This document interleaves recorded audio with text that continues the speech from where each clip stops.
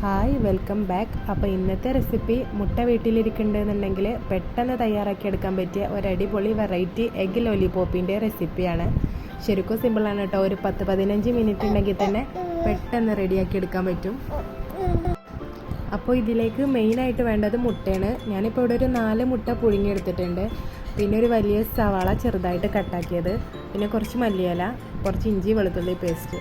ഇതിപ്പോൾ മുട്ട ഞാൻ ഗ്രേറ്റ് ചെയ്തെടുത്തതാണ്. ഇനി ഇതിലേക്ക് ആദ്യം തന്നെ കട്ടാക്കി വെച്ച സവാള ചേർത്ത് കൊടുക്കുക. ഇനി വേണ്ടത് ഇഞ്ചി വെളുത്തുള്ളി പേസ്റ്റാണ്. കുറച്ച് മല്ലിയിലയും കൂടെ ചേർത്ത് കൊടുക്കുക. ഇനി പൊടികൾ ചേർക്കുക.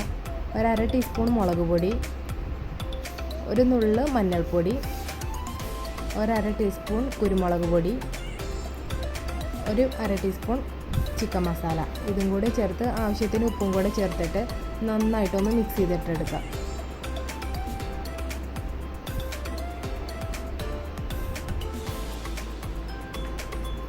ഇനി ഇതിലേക്ക് വേണ്ടത് നേരത്തെ ഗ്രേറ്റ് ചെയ്ത് വെച്ച മുട്ടയും കൂടിയാണ്. അതും കൂടെ ചേർത്തിട്ട് ഒന്നും കൂടി നന്നായിട്ടൊന്ന് മിക്സ് ചെയ്യാം.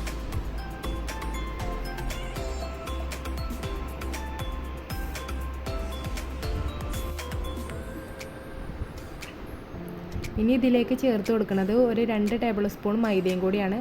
മൈദക്ക് പകരം ഗോതമ്പ് പൊടി ചേർത്ത് കൊടുത്താലും കുഴപ്പമൊന്നുമില്ല. ഇതിങ്ങനെ ഉരുട്ടിയെടുക്കാൻ പാകത്തിന് നന്നായിട്ടൊന്ന് കുഴച്ച് കൊടുക്കണം. ഇനി കയ്യിൽ കുറച്ച് എണ്ണ പുരട്ടിയിട്ട് ചെറിയ ചെറിയ ബോൾസ് ആക്കിയിട്ട് എടുക്കുക.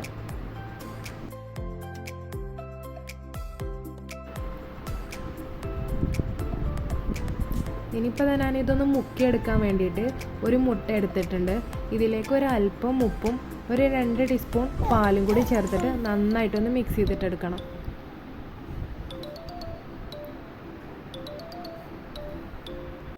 ഇനി ബാക്കിയുള്ള പരിപാടിയൊക്കെ സിമ്പിളാണ് കേട്ടോ. നോർമൽ കട്ട്ലേറ്റിനൊക്കെ ചെയ്തെടുക്കണ പോലെ ഈ മുട്ടയുടെ മിക്സിയിലൊന്ന് ഡിപ്പ് ചെയ്തെടുത്തിട്ട് ബ്രെഡ് ക്രംസിലിട്ടിട്ട് നന്നായിട്ടൊന്ന് കോട്ട് ചെയ്തിട്ട് എടുക്കുക.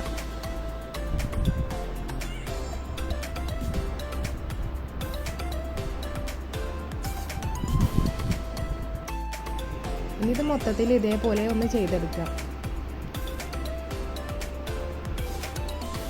ഇനി ഇതെല്ലാം ചൂടായ എണ്ണയിലിട്ടിട്ട് നന്നായിട്ടൊന്ന് ഫ്രൈ ചെയ്തിട്ട് എടുക്കുക.